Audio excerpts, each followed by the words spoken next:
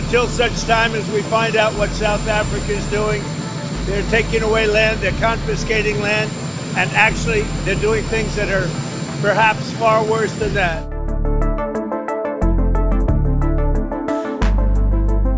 US President Donald Trump's February comments kicked off an unprecedented episode of diplomatic drama with the South African government that now appears to be reaching fever pitch. Washington's given Pretoria's Ambassador Ebrahim Rasool just hours to vacate office after he had accused the Trump administration of supremacism.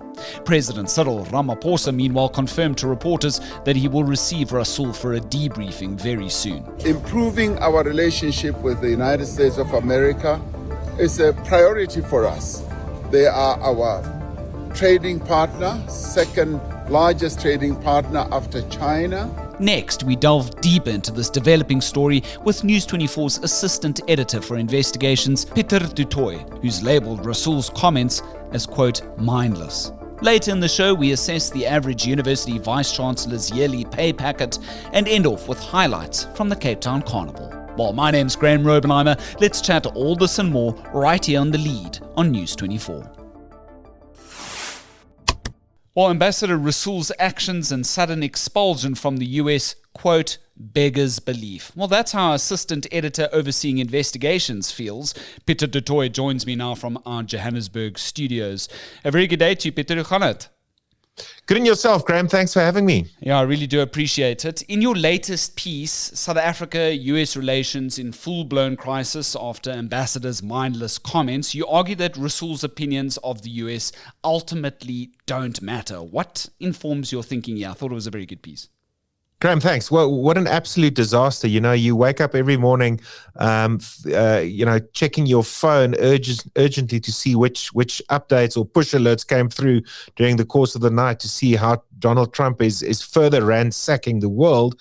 And on Saturday morning, the news was that the U.S. Secretary of State, Marco Rubio, declared Ebrahim Rasool, our ambassador in Washington, D.C., persona non grata. Now, that is just short of instructing someone to leave the country. That's just short of expelling an ambassador, which is something that has not happened in South Africa since 1994.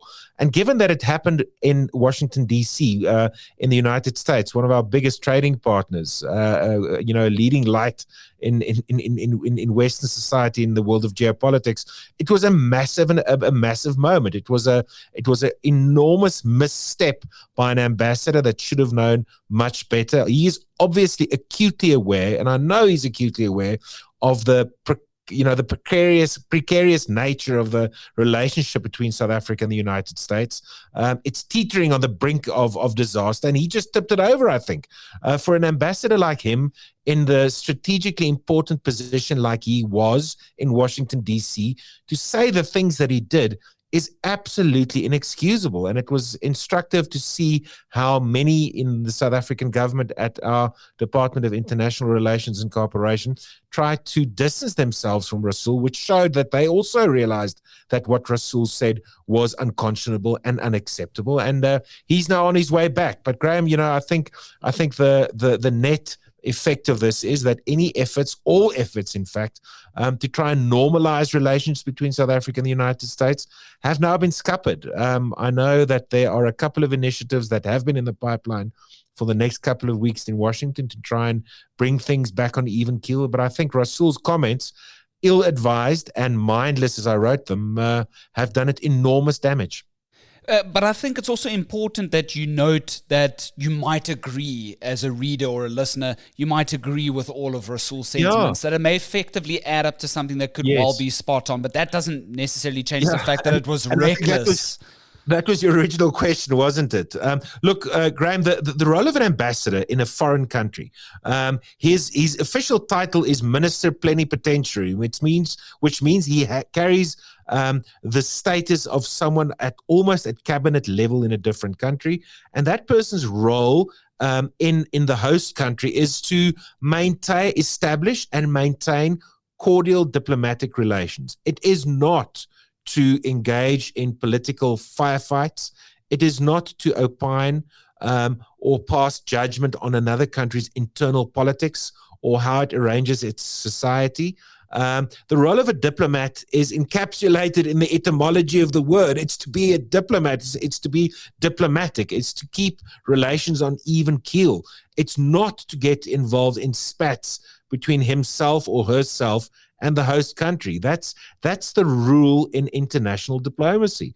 And Rasool failed dismally. I think he was an uninspired choice in the first place, given his very doubtful political history in the Western Cape, where he was involved in allegations around brown envelopes. He had a stint previously as an ambassador, which did not go well.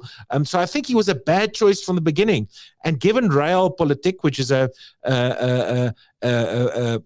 phrase or a term which denotes that international relations is based on the world as it is, not as the world as you want it. You have to deal with the facts and the environment in front of you as it is presented.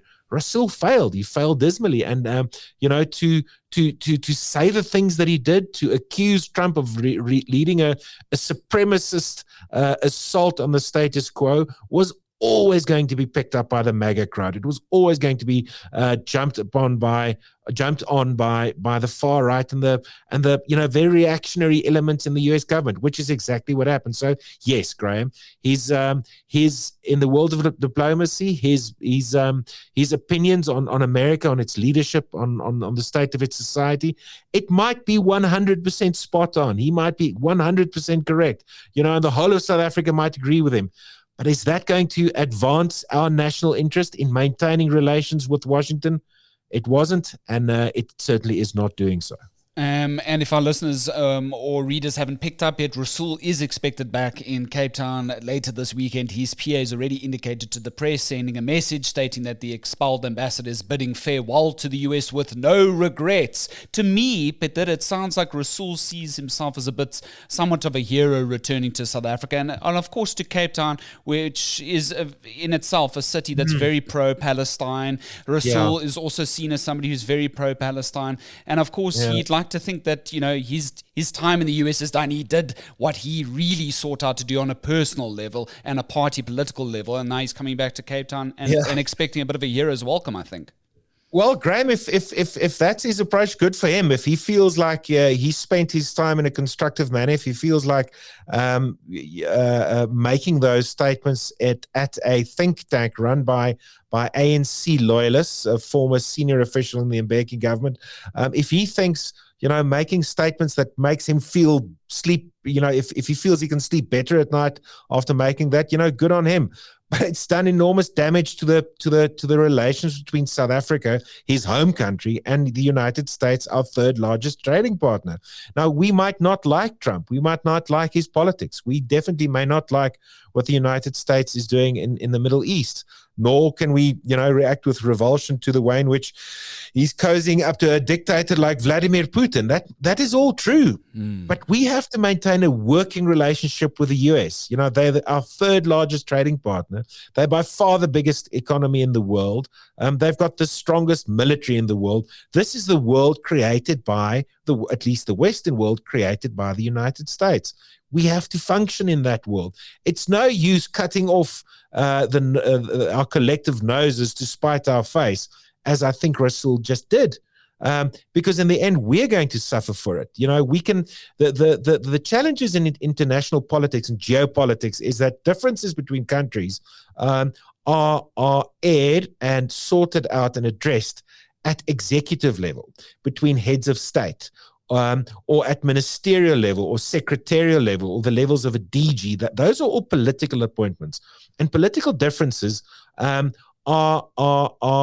aired and tackled at that level, not by an ambassador. The job of Ebrahim Rasool is to make sure that we've got contacts and relations with power brokers on Capitol Hill, which means the Republicans.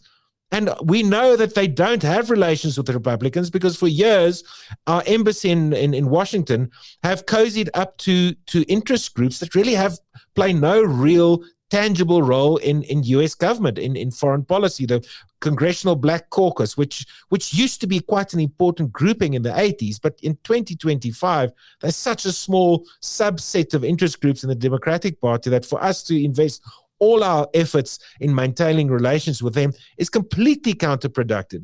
We cannot go to the Republicans on the Hill. We don't have access to the chairpersons of the various committees.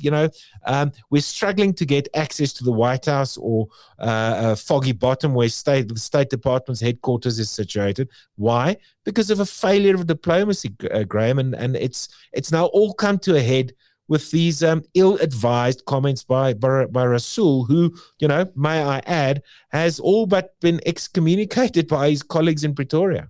Yeah, absolutely. And it's clear by US Secretary of State Marco Rubio's tweets, Peter, and the International Relations Ministry's comments in the wake of all of this, that it's been a case of what they describe as megaphone diplomacy on a platform run by Elon Musk, a la X. Yes. So the US took this unprecedented route. It suddenly declared Rasool persona non grata. But it appears, as per what Durko's saying, that there wasn't, that the US took an unprecedented route in all of this, that there wasn't the usual behind-the-scenes discussions between the US and SA to try and iron things out. That it actually was, Marco Rubio going, here's a toffee, sorry. Goodbye. Look, two things in response to that, Graham. I think one, if there weren't any backroom conversations or back channeling, whose fault is that? Is that the Americans' fault or the South Africans' fault? I would argue that it is the main job of our Department of International Relations and Cooperation, DIRCO, our diplomats, is to make sure that we have those contacts, that we have those channels open. If it didn't happen, it is squarely on the shoulders of Pretoria and DIRCO itself, the ambassador and the embassy, the DG and all the senior diplomats who for over 10 years have put us in that decision, which leads me to my second point. We should not be in this position. We should not be in a position where we are exposed to the vagaries of someone like Marco Rubio and the vagaries of a quite an erratic Trump administration. But we've put ourselves in that position. There was no reason for Rasool to say what he did in the first place. There was no reason to take part in a think tank where, esoteric ideas around, diplomacy and international relations and U.S. framing of, major international issues was going to be discussed. Rasool should not have taken part in that. If he understood his role as diplomat in chief in America, if he understood his role as ambassador, he shouldn't have taken up the invitation. But again, we must and should have made sure over the course of the last 10, 15, 20 years that we maintain key and strategic relationships in Washington, D.C.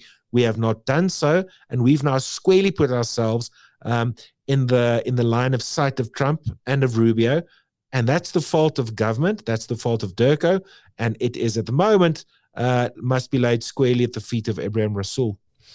And finally, just to sort of end off, Peter, International Relations Minister Ronald Lamola, he's come out and he says Rasool was actually at an advanced stage in resetting SA-US relations for the moment. There was talk about Rasool also staying within that webinar that he felt it best to stave off bringing in South African envoys for now, saying that eventually South Africa would have to come and broker some sort of big deal with Trump, if you will, to avoid a Zelensky sort of situation playing out during that now infamous photo opportunity where Zelensky and J.D. Vance and Trump were sort of all having this heated discussion.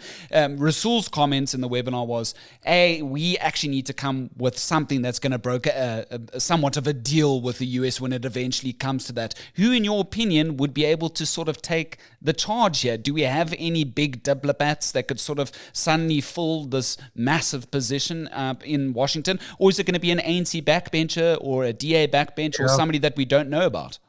Look, listening to Rasool and understanding and hearing from sources that there are a couple of initiatives that were quite advanced to, initiatives that they felt, that people involved felt might be able to start repairing and salvaging the relationship. If that all of that is true, it's all been undone by what Rasool said. Rasool put everything in danger by making those comments. So who can we send to Washington to try and mend fences? I don't know. I really do think, and I've argued in a couple of our diary meetings over the last week or two that, ever since Thabo Mbeki took charge of foreign affairs when he was president, we really haven't had a professional diplomat running foreign affairs since then.